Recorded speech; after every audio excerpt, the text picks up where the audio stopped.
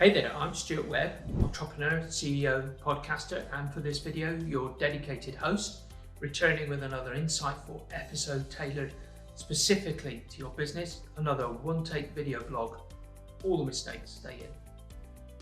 There are 4 key questions that you need to ask yourself and your customers to maximize sales and the customer experience. And they may seem obvious, by the way, but stay with me, there are some real insights.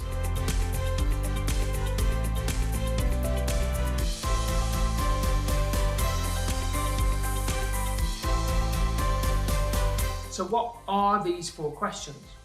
They are, when does your customer buy from you? What is it about what you're offering that makes them buy? Why do they choose you out of you against your competitors? And last of all, why do they come back? And for instance, if they've left you, why would they come back? Okay, stepping through those one by one. First is, when does your customer buy from you? So understanding what the compelling event is, what motivates them to buy. If you are working in a business and you can really get an understanding of your client's industry or their niche, most businesses have a season. By that I mean there are times when they are both very busy and not so busy. On the surface, this one is really obvious. Seasons. I worked for some time with a supplier to schools. They had periods when they were busy. The school holidays. When the school closed for a significant holiday, that's when they were most likely to buy. So if you can understand the seasons, you'll know exactly when to show up. You'll know when your time to shine is and when you're going to be most relevant. For instance, turning up at the wrong time is a bad thing. You probably just go on the pile of things that are pushed to the side whilst they focus on doing what they're doing. So a service provider might have something that requires an onboarding process or something like that. So just say as an IT service provider, they often say if the pain of change is greater than the pain of staying the same, that's the only time people will consider the do nothing option. So if you can make the pain of change lower than the pain of staying the same, then people are more likely to do something. For instance, let's take trying to sell something to a potential customer when they are really busy.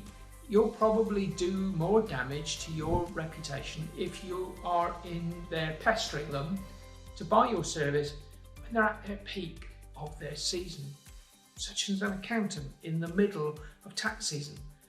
The cut and thrust of their business is just too much to be bothered with you. Don't sell at that stage.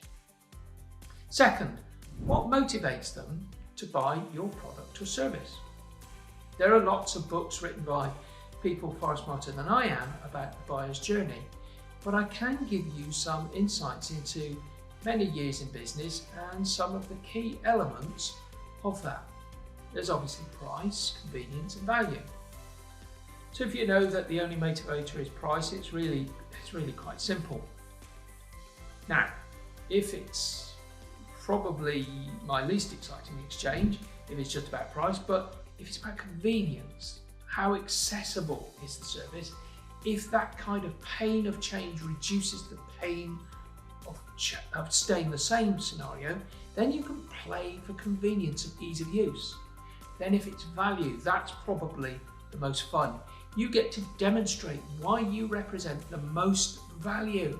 If you can really zero in on which one of these is the most important to your customer, then you can go there and focus on that in your marketing and sales strategies. So let's expand on value. That is the one I don't see enough businesses working on. And not just the value you bring to the client, but also the risks of doing nothing or going with a competitor. How does a business explain what its value is? If you know that your customer is looking for a high value return on whatever your service is, and they're in the mindset of value, then you're able to play to that and show that you can enable efficiencies in their business. You can demonstrate an understanding of what is going to make them a better business as a result of doing business with you.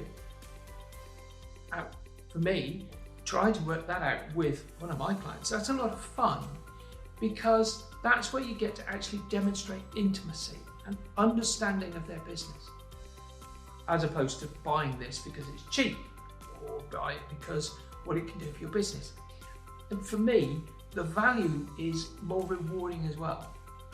Okay, thirdly, why did they choose you over one of your competitors?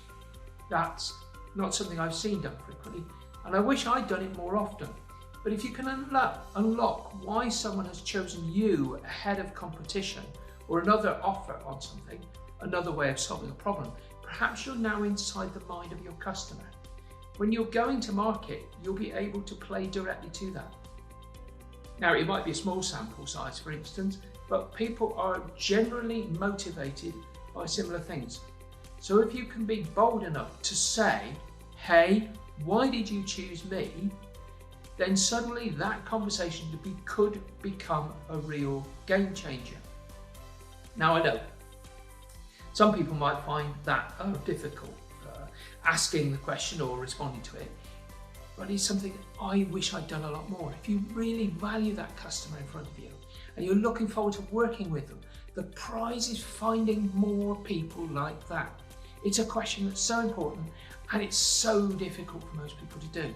It's something I explored with a client on my Soar to Scale program recently. All they learned from that exercise has now helped to build new marketing material, which is driving about a 30% more lead generation. It's been incredibly valuable, and a question that's not asked nearly enough. Now, lastly, if you know why they chose you and you can get uncomfortable for a moment, be comfortable with being uncomfortable. Perhaps the prize on the other side of that, doing business with more people like that, the question is, why do my customers return? What can this reveal? So this is something that's probably asked even less than why did you choose me? Often when a customer returns, you're just rejoicing in the fact that they've come back, where they're happy. Once again, this is something we work with clients to explore on the Soar to Scale program. You can ask them why they left and why they returned. Then you start to unlock a different element, which is a potentially really big competitive advantage. If they've gone to another service provider and they've come back, then you'll know what the market is doing, what your competitors are doing, and why that client or customer thought it was a better option to come back to you.